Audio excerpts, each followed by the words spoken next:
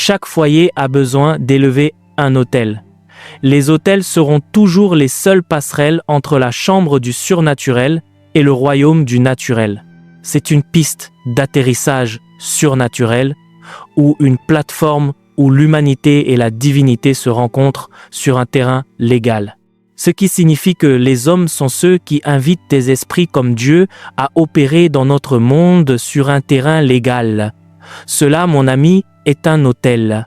L'une des questions les plus persistantes qui m'est posée par des personnes ayant été exposées à ma révélation dans le corps de Christ à travers le monde est: comment construisons-nous ou élevons-nous un autel dans nos maisons, un autel qui puisse parler? Je pense que cela a été le cri le plus constant de la plupart des gens qui traitent avec nous. Comment construire et élever un autel dans votre foyer? Et donc, je vais simplement m'y plonger. Je ne serai pas long car je veux que ce soit court et doux, mais quelque chose vers lequel vous puissiez revenir et savoir que vous êtes sur un terrain biblique ferme pour ce que vous faites.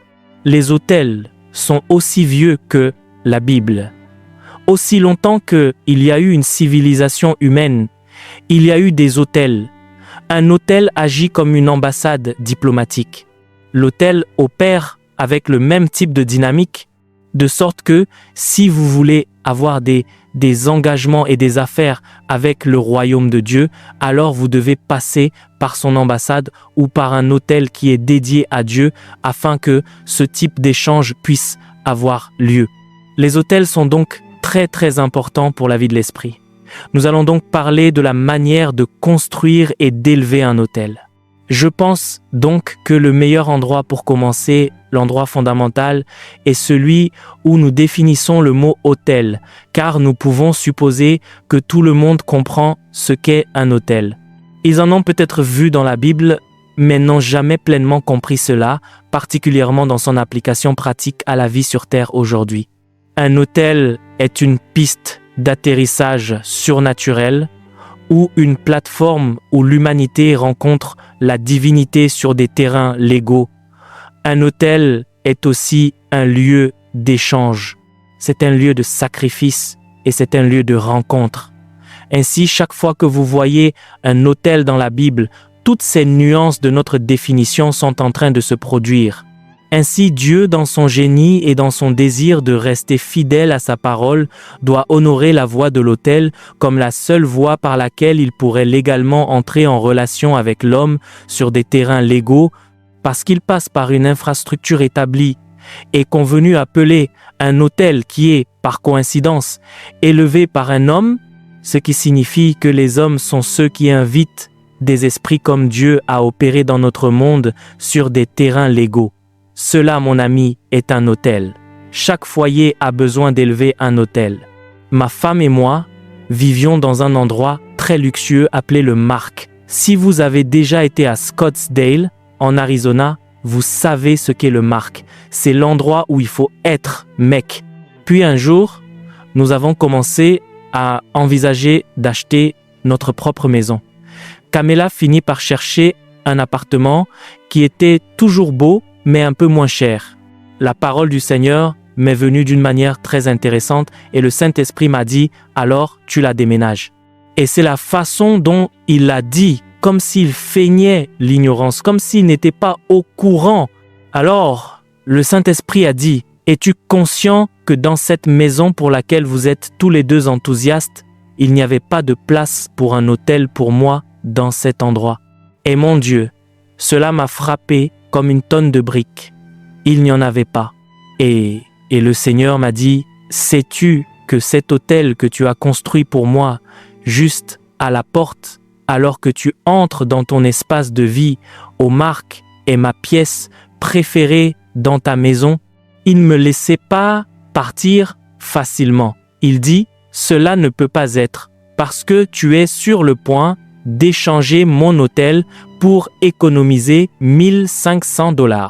Et je n'oublierai jamais ce que le Saint-Esprit m'a dit. Il a dit, Francis, crois-tu honnêtement que j'aime ton autel que tu as construit pour moi, au point que, pour le garder, je sois prêt à te trouver $1 500. supplémentaires n'importe où je le peux afin que tu n'aies jamais à t'inquiéter pour $300 de plus. J'ai dit, oui, c'est à quel point j'aime l'hôtel que tu as élevé pour moi dans ton foyer. L'hôtel du foyer paie les factures de la maison. L'hôtel domestique de la maison ou de l'entreprise est responsable de la gestion des charges de la maison ou de l'entreprise. C'est la réalité des hôtels. Vous devez comprendre cela. Je vais donc vous expliquer pratiquement comment le faire pour que, lorsque vous aurez terminé, il soit vivant et bien portant et qu'il puisse parler pour vous. Avant de continuer cette vidéo, juste pour rappeler que nous avons notre livre Les Généraux de Dieu qui est désormais disponible.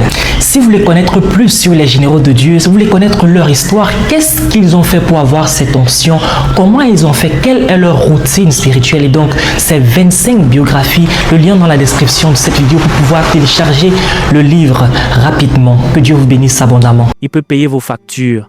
Il peut inviter des rencontres angéliques dans votre foyer. Pourquoi? Parce que c'est un hôtel vivant, vérifiable, reconnu dans le ciel même. Savez-vous que Dieu a commencé à pourvoir à un tel niveau que nous avons fini par avoir plus d'argent que ceux dont le Marc avait besoin, plus de l'argent restant pour nous de côté pour la banque de la nouvelle maison. C'est ainsi que Dieu a agi. Et le Seigneur a dit de ne pas chercher plus loin que le livre de 2 Samuel. 2 Samuel chapitre 6 à partir du verset 10. Ainsi David ne voulut pas retirer l'arche de l'Éternel. Or, qu'était l'arche? L'arche était l'autel le plus saint de Dieu dans le judaïsme, l'autel le plus saint de Dieu en fait dans tout l'Ancien Testament. Ainsi David ne voulut pas retirer l'arche de l'Éternel avec lui dans la cité de David. Pourquoi? Parce que David la détourna. Mais David la détourna dans la maison d'Obed-Édom, le Gittien. Pourquoi David l'a-t-il détourné dans la maison d'Obed-Édom? Parce que Uzza était mort sur l'aire de battage près de la maison d'Uzza, parce qu'il avait joué avec l'arche de l'Alliance sans être prêt à manipuler la puissance de cette présence, et il fut tué. David est donc si terrifié par le Seigneur qu'il ne veut pas manipuler l'arche. Il finit par mettre l'arche dans la maison d'Obed-Édom le Gittien, qui devait être un lévite également, car un lévite pouvait garder l'arche de Dieu. Vous savez, il la prend dans sa maison. Au verset suivant, David ne pourra pas s'enfuir loin de l'arche, parce que quelque chose va se passer dans la maison d'Obed-Édom. Je ne veux pas rendre un roi jaloux et établir le principe. L'autel que vous élevez pour Dieu dans votre maison paie les factures de la maison. L'arche de l'Éternel resta dans la maison d'Obed-Édom. L'arche de l'Éternel resta. Elle était dans la maison d'Obed-Édom. Donc, par défaut, parce qu'elle était dans la maison d'Obed-Édom, elle est devenue un autel domestique. Vous savez, ainsi, le Seigneur a béni la maison d'Obed-Édom le Gittien pendant 3 mois. Et le Seigneur a regardé pendant 3 mois seulement. Le Seigneur a béni Obed-Édom et toute sa maisonnée en 90 jours. Dieu l'avait tellement béni que cela est venu sur Obed-Édom et toute sa maisonnée. C'est ce que l'autel de Dieu peut faire en 6 mois en étant l'autel de votre maison. Il est donc très important pour nous de comprendre ce principe. Francis, as-tu remarqué que l'autel qu'Obed-Édom a fait entrer dans sa maison est celui qui a commencé à rembourser la dette et à changer les choses dans sa vie? Il a dit, de la même manière, c'est ce que je veux faire avec les autels que les gens construisent dans leur maison. Je paierai leurs factures. Je leur donnerai des rencontres divines. Je leur donnerai des instructions. Je leur donnerai des saisons de changement incroyables qu'ils n'auraient jamais eu autrement. Matthieu 6,5. Et quand tu pries, ne sois pas comme les hypocrites, car ils aiment prier debout dans les synagogues et au coin des rues pour être vus des autres. Pour être vus des autres.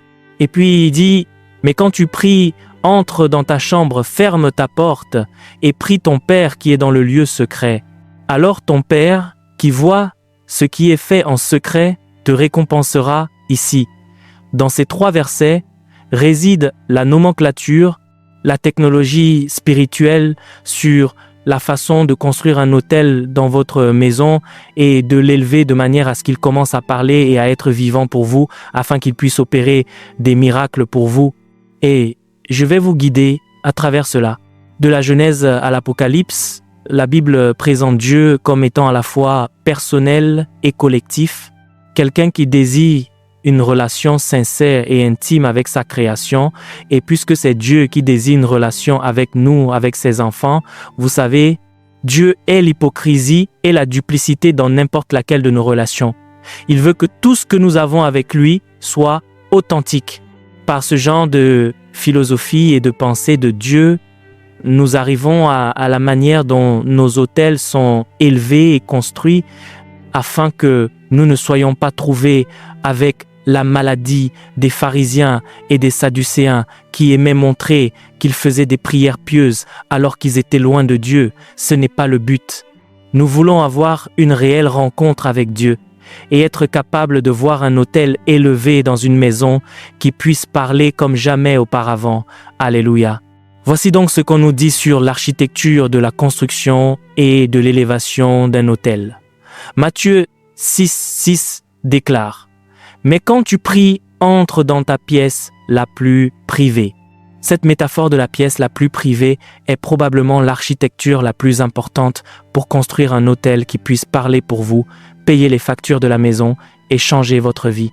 Votre pièce la plus privée. Quand vous élevez un autel, il peut être public parce que tout ce qui est public est commun. La différence entre ce qui est saint n'est pas le mal. La différence entre ce qui est saint et ce qui est commun. C'est pourquoi la Bible insiste beaucoup sur le fait de traiter toute chose sainte comme commune.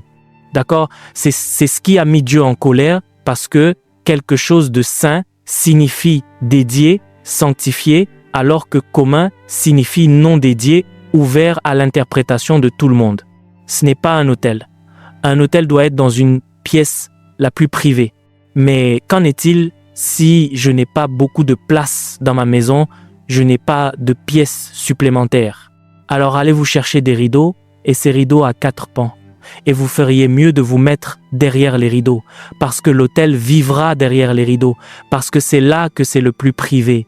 Ce n'est pas commun pour tout le monde de le voir. Il est critique que l'autel ne soit pas communalisé. Il doit être tel que vous puissiez en ressentir le caractère sacré, parce qu'il n'est pas commun. Il est différent. Dans certaines maisons, comme dans la nôtre, c'était dans un placard et c'était un autel. On pouvait sentir, dès qu'on entrait, que quelque chose était différent dans l'atmosphère, vous savez, où nous avons trouvé un endroit qui était privé. Pourquoi? Parce qu'il a dit que lors de l'élévation d'un autel, il est important que vous le fassiez dans votre pièce la plus privée parce que c'est là que vous commencez. C'est tellement bon.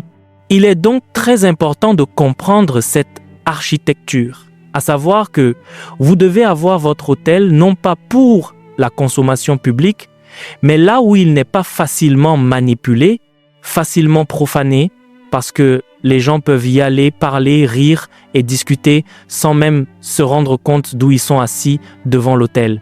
Non, Dieu voulait s'assurer que l'autel soit toujours protégé comme un lieu d'intimité divine, de rencontre divine et de restauration divine, pas un endroit facile. C'est très important car l'autel requiert la pièce la plus intime pour la plupart des gens. Je vous conseille de prendre un placard dans votre cœur parce que la plupart des maisons ont des placards. Habituellement, on y met les manteaux et tout le reste. Votre manteau n'en a pas autant besoin que vous avez besoin de Dieu. Mettez Dieu dans ce placard. Faites-en un autel. Dédiez-le au Seigneur. Adorez Dieu. Au moment où Dieu répond à l'autel, au moment où Dieu vous parle à cet autel, cela signifie que cet autel a été accepté et sanctifié par la cour du ciel pour être désormais un palier actuel sur le plan terrestre. C'est ainsi que vous élevez un autel. Vous l'élevez dans votre pièce la plus privée. Vous pouvez utiliser des rideaux, mais peu importe comment vous le faites, cela doit être privé. Cela ne peut pas être commun. Vous pensez au Seigneur qu'il est différent de tous les autres. C'est important pour la façon dont vous érigez un autel. Et puis bien sûr, vous commencez à donner des sacrifices à votre autel. Le sacrifice numéro 1 d'un autel est le sacrifice de votre prière et de votre temps. Parce qu'un autel sans prière est un autel qui meurt. Car un autel nécessite une présence humaine. Il doit avoir cela. Toutes ces dynamiques vous aident à dire « D'accord, maintenant je comprends la manière simple d'élever un autel qui peut parler, un autel qui peut changer ma vie par l'Esprit de Dieu. C'est exactement ce pourquoi nous croyons Dieu. Exactement.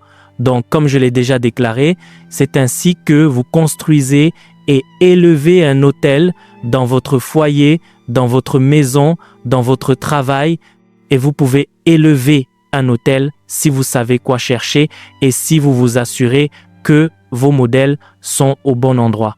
Vous voulez vous assurer qu'il est dans la pièce la plus privée, que personne ne peut y accéder, que c'est juste entre vous et Dieu, que ce n'est pas pour le spectacle, que ce n'est pas pour la manipulation humaine, que c'est pour la rencontre divine.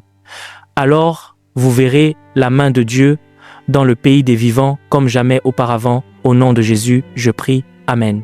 Si vous aimez ce message, s'il vous plaît, abonnez-vous juste ci-dessous et partagez cette vidéo avec quelqu'un d'autre. Que Dieu vous bénisse. Merci d'avoir regardé cette vidéo. N'oubliez pas de télécharger notre livre Les Généraux de Dieu pour davantage connaître l'histoire de ces généraux de Dieu. C'est plus de 100 histoires inspirantes, 25 biographies à l'intérieur. Que Dieu vous bénisse abondamment.